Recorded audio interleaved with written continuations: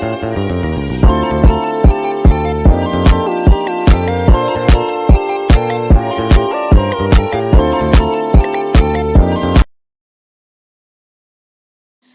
selamat datang di Inilah Podcast. Kenalin, aku Inaya Nazwa Fazira, biasa dipanggil Naya. Nah, di sini tuh aku nggak sendiri. Aku ditemani oleh mahasiswa yang berasal dari Minang, yang berkuliah di Universitas Gunadarma. Kenalin, Kanadira. Oke, halo semuanya, halo Naya.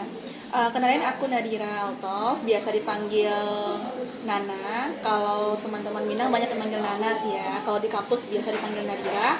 Aku jurusan manajemen, Fakultas Ekonomi, kuliah di Gunadarma. Dan sekarang udah semester akhir ya, tingkat. Bentar lagi lulus ya, Kak? Iya. Terima kasih juga udah undang aku ke podcast ini.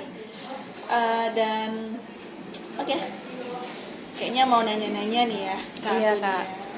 Ada beberapa pertanyaan sih.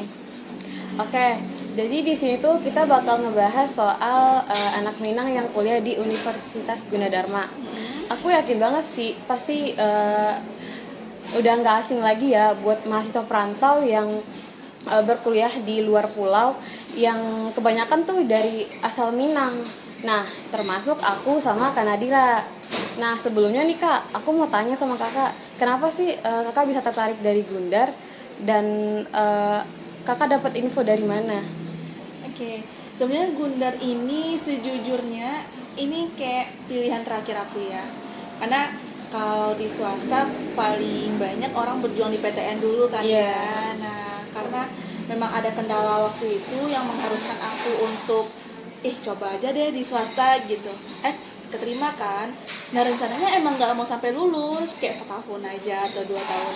Kayaknya nyaman juga sih di Gundar gitu. Ya udah aku lanjutin, dan nggak kerasa nih kayaknya di akhir tahun aku udah wisuda deh ya, mudah-mudahan.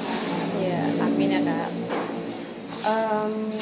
Kalau untuk tinggal di sini tuh Kakak ngekos atau tinggal bareng saudara mungkin?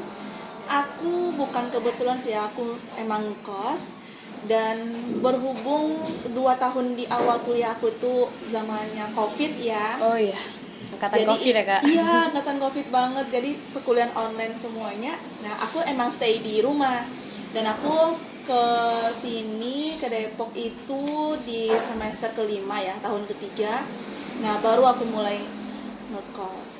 Oh, jadi selama 2 tahun di rumah dulu ya Kak? Selama 2 tahun di rumah dulu. Oh, jadi berarti kan sekarang Kakak ngekos nih, sendirian dong? Sendiri. Ya. Nah, itu gimana sih perasaan Kakak pisah sama orang tua gitu ya, nggak pernah ketemu gitu kan?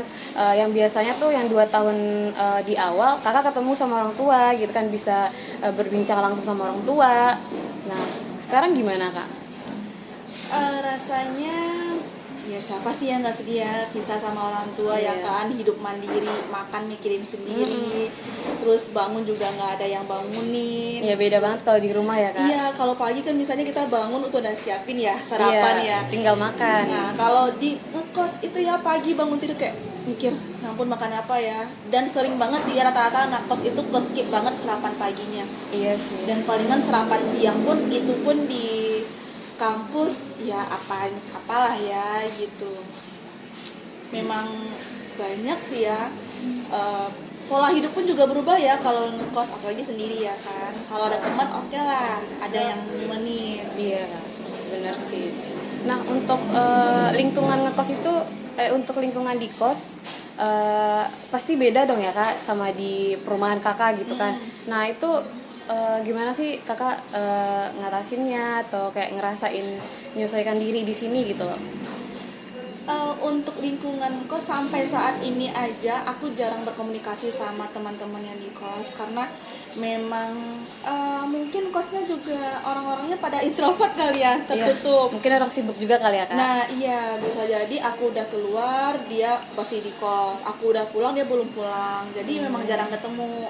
Tapi cara aku itu untuk mengatasi semuanya itu, nah aku tahu nih ada organisasi kayak komunitas itu, Ikatan Mahasiswa Minangkabau Gunadarma IMMG. Nah dari sana aku tahu nih, banyak juga ya orang Minang yang kuliah di Gunadarma Iya, gitu, benar. termasuk kamu sendiri Iya, ya kan. iya, Kak. Nah dari sana aku udah tahu mereka tuh sejak aku jadi maba ya kan. Aku udah tahu nih, oh ada IMMG ya namanya ya. Oh iya. Nah aku cerita dikit ya IMG ya, Oke, boleh ya. boleh Kak, boleh. Nah, masuk di awal, oke masih di Zoom aja ya kan, kendalanya cuman di Zoom meeting aja, kegiatannya nggak terlalu menarik ya buat aku. Lalu waktu aku pertama ngekos di sini, aku kabarin tuh para kakak-kakak abang-abangnya yang di IMG. Nah mereka itu nyambut baik kedatangan aku gitu. Jadi waktu aku datang malamnya, nah mereka itu kayak ayo keluar yuk gitu, dikenalin ke Ngajakin gitu ya, teman-teman, iya ngajak kemana diajakin gitu.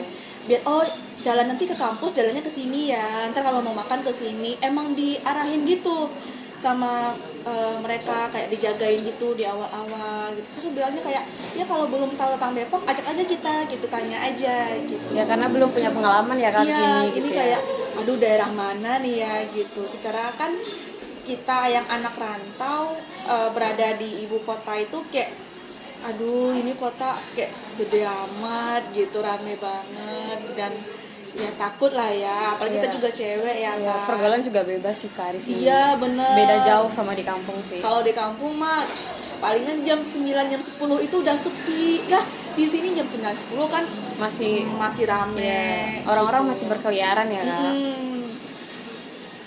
Eh, mungkin untuk setelah Kakak tinggal di sini nih, berarti udah masuk 2 tahun ya Kak? Iya udah masuk 2 tahun. Nah itu Kakak ada nggak sih ngerasain culture shock gitu di sini? Awal-awal ada Iya. ya, terutama tuh pergaulan, Ya pergaulan sih. terus kayak yang biasanya kita itu nggak terlalu nongkrong banget, ya diharuskan untuk nongkrong sih jadinya ya Kak. Diharuskan ya, Kak? Iya, karena kalau kita nggak ikut nongkrong ya kayak ini anak kupu-kupu banget sih ya gitu, ini anak nggak mau bergaul apa ya gitu. Bukannya kita nggak mau bergaul, tapi jamnya aja nih yang kurang tepat nih sama kebiasaan hidup kita yang emang waktu dulunya gitu. Dan sekian banyak culture shock. Kalau orang Minang itu culture shock paling permasalahan utamanya itu makanan. Iya sih bener. Dari segi nasinya ya kan, yang teksturnya memang agak berbeda, yang lauknya orang Minang suka yang pedes-pedes ya kan. Nah sedangkan di sini imun pedes sih jarang ya, palingan geprek kali ya, sambal geprek. Nah kayak gitu. Judulnya ayam ya Kak, ayam geprek atau ayam apapun gitu ya. Secara anak kos ya. Iya. Anak kos tuh serba ayam kayaknya ya. Tiap hari geprek itu- ayam ya, ayam pagi, geprek itu siang, sore, malam. benar. Tadi kan Kakak nyinggung ini ya soal IMMG. Yap. Nah itu tuh kegiatannya apa aja sih Kak? Oke, IMMG. IMMG itu kegiatannya lumayan banyak juga ya, tapi lebih banyak kegiatan di internal. Ntar. Nah, kebetulan aku ikut kepengurusannya juga. Oh berarti ada kepengurusan. Ada kepengurusannya.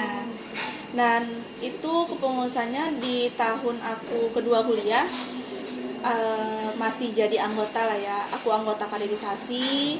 Lalu di tahun berikutnya, tahun ketiga itu aku udah jadi formator.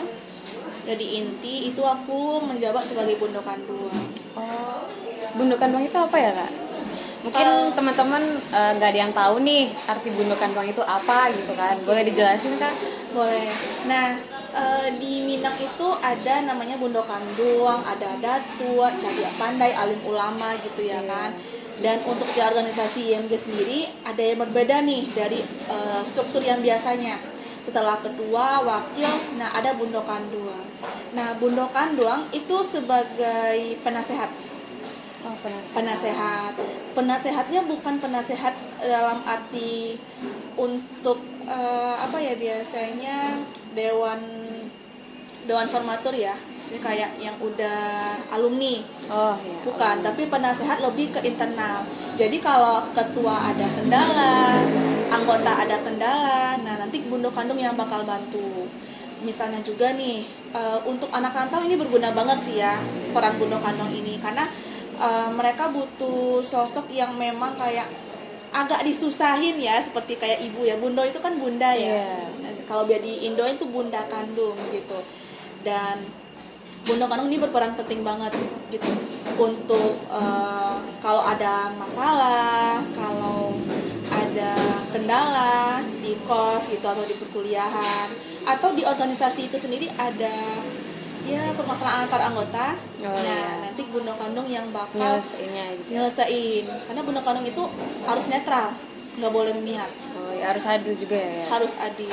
Ataupun ada permasalahan nih antara ketua dan wakil, nah itu bunda kandung harus nyelesainnya gitu. Berarti berat juga ya kak? Dibilang berat ya awalnya iya sih ya, tapi karena bunda itu juga butuhin bunda gitu. Nah, ada lagi kan bunda kandung yang tahun-tahun sebelumnya. Nah, aku biasanya ngelapor ke sana dulu sih, kayak ini gimana nih, aku udah pusing nih gitu ya kan. Tapi dari sana juga sih kita belajar caranya kayak gimana sih cara nyelesain masalah gitu.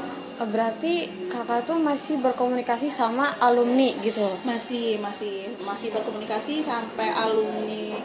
Paling tinggi itu aku komunikasi sama alumni 2002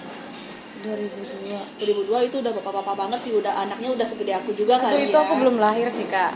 Aku baru lahir kayaknya baru lahir. Berarti udah lama ya IMMG ini? Udah lama, sejak tahun 1996-97. Ya.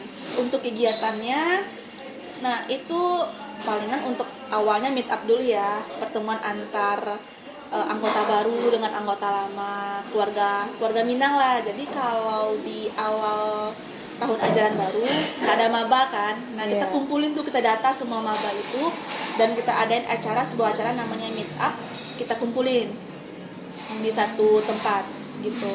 Dan di sana nanti maba-maba itu kenalan gitu sama udah uninya, baik itu yang sedang jadi pengurus ataupun alumni.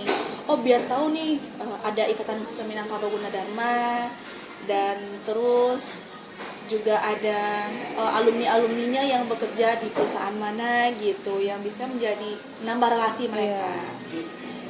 Emang butuh sih kak, untuk butuh. ini ya, untuk dunia pekerjaan nanti gitu ya. Ya mungkin Naya juga merasakannya ya kali ya di IMMG.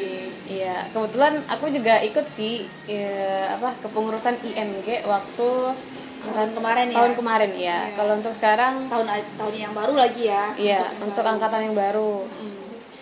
Dan ya kita internal lainnya seperti yang kayak seni, kita masih budayain seni ya kan. Lalu olahraga antar internal, lalu ada makrab juga. Nah makrab itu biasanya sekali setahun sih ya.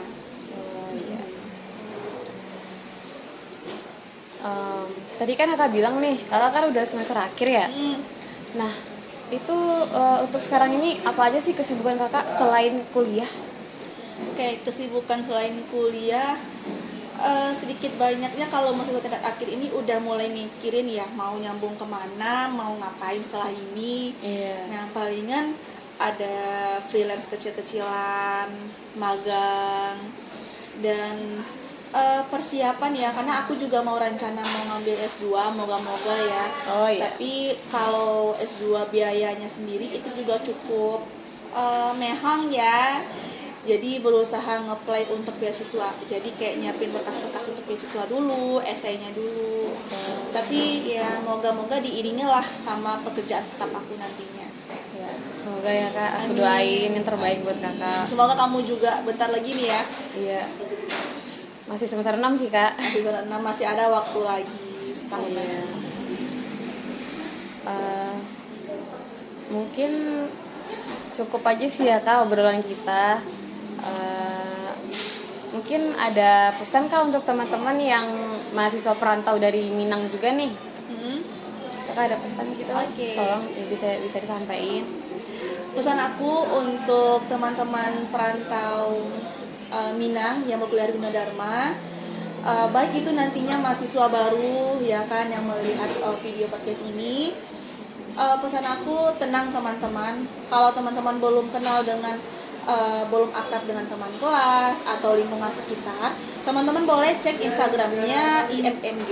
Nah, Ikatan Mahasiswa Minangkabau Gunadarma, dan di sana teman-teman dapat menghubungi udah uni yang berkuliah Gunadarma. Nanti teman-teman bakal dibantu baik nyari ngekos gitu.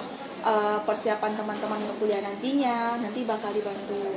Dan teman-teman jangan takut merantau, karena teman-teman merantau itu adalah pilihan yang memang cukup sulit, tapi itu sudah tepat karena itu bakal melatih mental teman-teman, juga melatih kepercayaan diri teman-teman. Oh, aku bisa nih, aku harus bisa nih gitu. Apalagi kan tujuan utama kita merantau itu untuk mengangkat derajat keluarga ya. Betul sekali Kak. Ya, sekaligus berkuliah.